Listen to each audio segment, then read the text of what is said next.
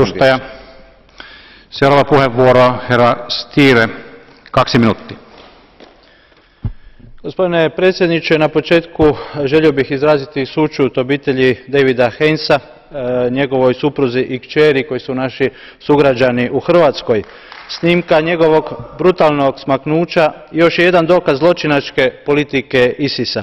Ta se zločinačka organizacija sada sve češće naziva samo Islamska država, što upućuje na to da se ne žele ograničiti samo na Irak i na Siriju, već imaju san uspostava kalifata na širom području koje uključuje i neke od država članica Europske unije. Na tu ludost možda je jedan od najboljih odgovora dao muftija Islamske zajednice u Hrvatskoj Aziz Efendija Hasanović, koji je rekao kako je ISIS ruglo i sramota čitavog islamskog svijeta. Muftija Hasanović se zauzeo za toleranciju, dijalog i suradnju između kršćana i muslimana. Međutim, ti pozivi, nažalost, nemaju odjeka u onim područjima Iraka i Sirije gdje su kršćani progonjeni samo zato jer su kršćani. Na progon kršćana, gospodine predsjedniče, nekada se čini da i neki u Europi su indiferentni.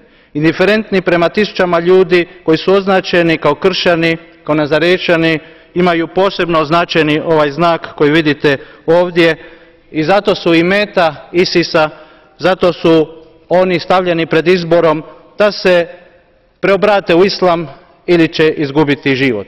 Što mi činimo oko toga u Europskom parlamentu? Danas smo, kolegice i kolege, morali imati raspravu o situaciji u Iraku i Siriji, ali s posebnim naglaskom na progon kršćana. Zašto se toga sramimo? Naravno da moramo govoriti o svim manjinama, o svakom ugroženom čovjeku, ali zašto se sramimo spomenuti u raspravi ili u rezoluciji ime kršćana? Zar se sramimo kršćana u Iraku i Siriji?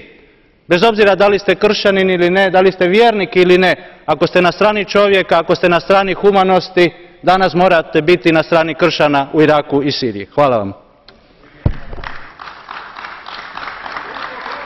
Kiitoksia. Työjärjestyspuheenvuoro, herra Obermeier.